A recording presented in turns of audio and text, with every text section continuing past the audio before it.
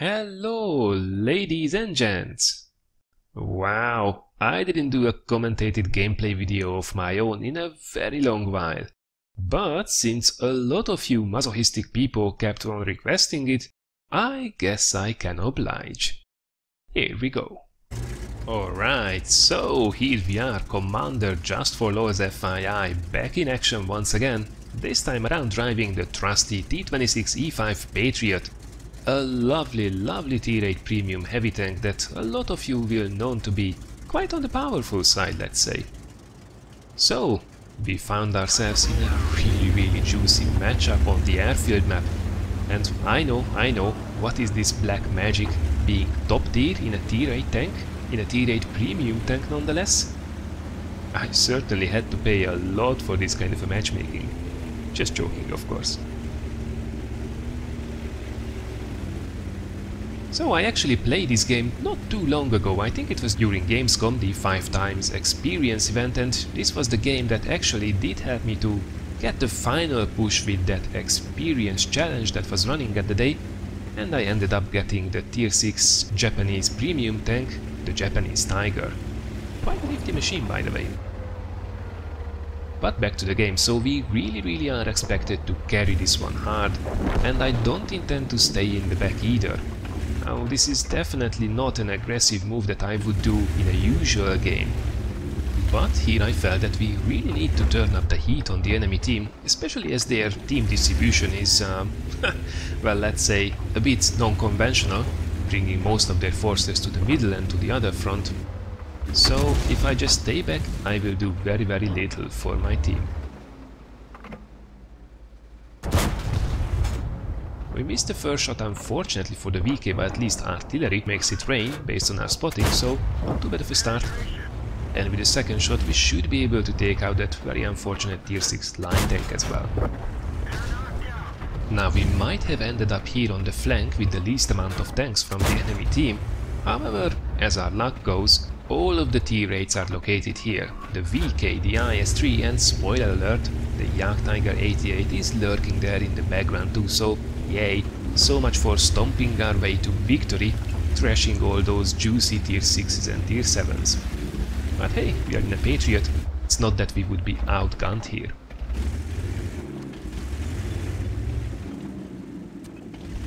We have to be careful, of course.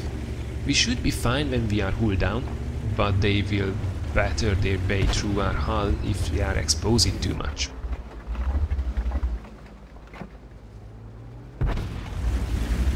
Now I really want to take out the Japanese Tiger here in the corner, but the IS-3 certainly has a hard-on for me. There we go. It seems that the Scorpion finally finds a shot into us as well, and the VK is there just waiting for his opportunity as well, so let's not bang our head against the wall fruitlessly. Let's try to change the angle so we can get a couple of shots in ourselves without getting ourselves into too much trouble. Trying to go for the cupola on the VK, but he's being really careful, and that shot had no business hitting, but it went in anyway, so won't be complaining about that one. Now, something I'm trying to do as well is, as I'm trying to find a position which I can actually work, is to be in artillery cover, because there was already a shot coming in for me, and I'm pretty certain that artillery will find me if I leave myself in an unfavorable spot. Now, unfortunately we missed a shot as we try to sneak one in as we move across between cover, and hey, the IS-3 moved over to this side as well, so much for flanking over without getting noticed. Now we are actually really lucky here as the Japanese Tiger rushes the shot and it goes into the tracks doing 0 damage, and that allows us to secure our first kill.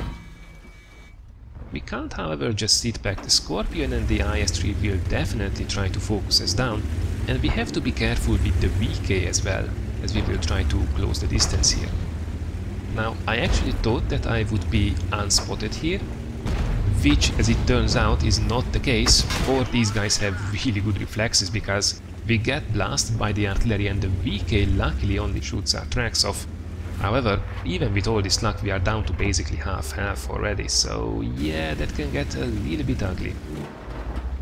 Now I pushed here into a quite aggressive position, and you also see me switching to premium shells here because I really want to get rid of that IS-3 as soon as possible. And unfortunately that means that I will have to waste a couple of those rounds for the Scorpion, who has to be my #1 priority here. Trying to bump into him as many times as I can because he's so lightly armored, he will take damage even if I sneeze on him. And yeah, that's why you want to have some premium shells in your tank. When the heat is turned up on you, you really can't afford RNG to give you a low roll, which could really easily end up to be fatal here. So I push into the VK, I have a better rate of fire than him, and there is the Jagdtiger as well. I really need to kill these guys as quickly as I can. The team is really not doing well on the other sides, and if I can take these T-rates out quickly, that will save me an awful lot of trouble later on.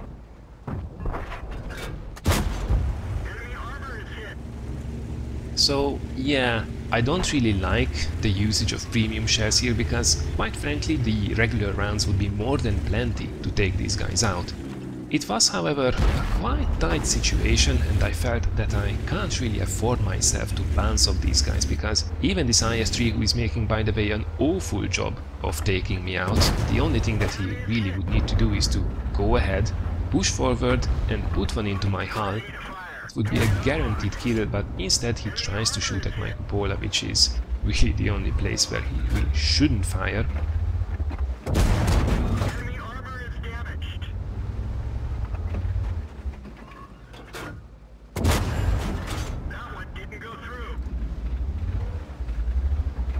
So I didn't really have much room for error, and if you keep bouncing a couple of shots, the VK could have come over to kill me, the IS-3 could have come over to kill me, and speaking of the devil, I'm pretty sure that the Jagdtiger 88 is already on his way, and there he is. Lower plate, goodbye.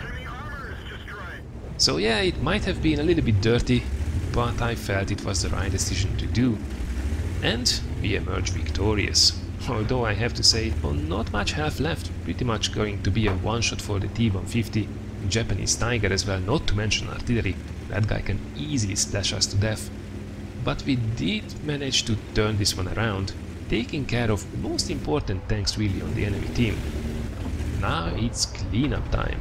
Goodbye, Japanese Tiger. Let's quickly move into cover so artillery can't splash near us. And now it's only the T150 and the GW Panther. Now of course I'm switching here back to regular shells, there's absolutely no reason whatsoever to fire premium at those guys.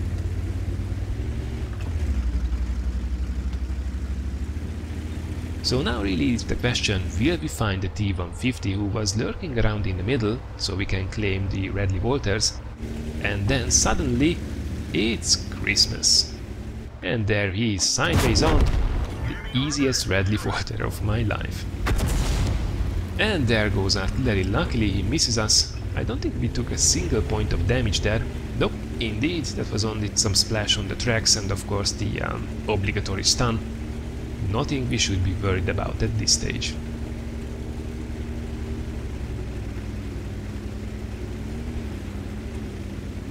Now by the way, that Scorpion did a really good job as well at cleaning up on the other fronts, and if he wouldn't have been there, this could have gone south really fast. But let's see for the moment, will we get the final kill? Nope, it seems the Scorpion is going in for it, and he deserves it as well.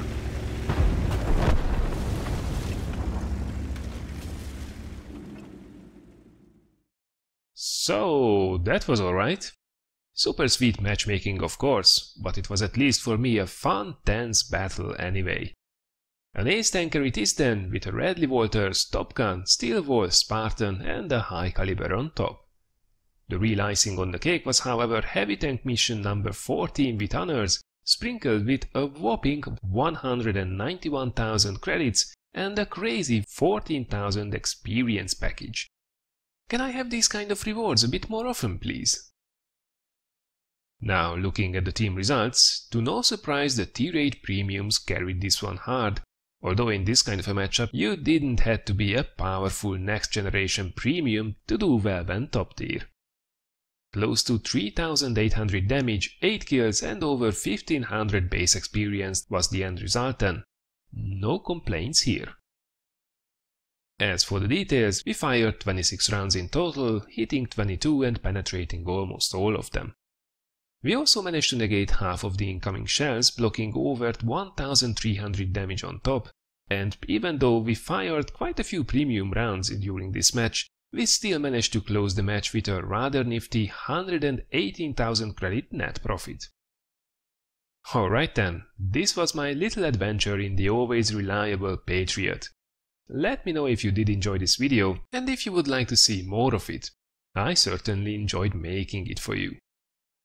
Thanks a lot for watching everyone, have an excellent weekend, and as usual, I already look forward to seeing you again in one of the next videos.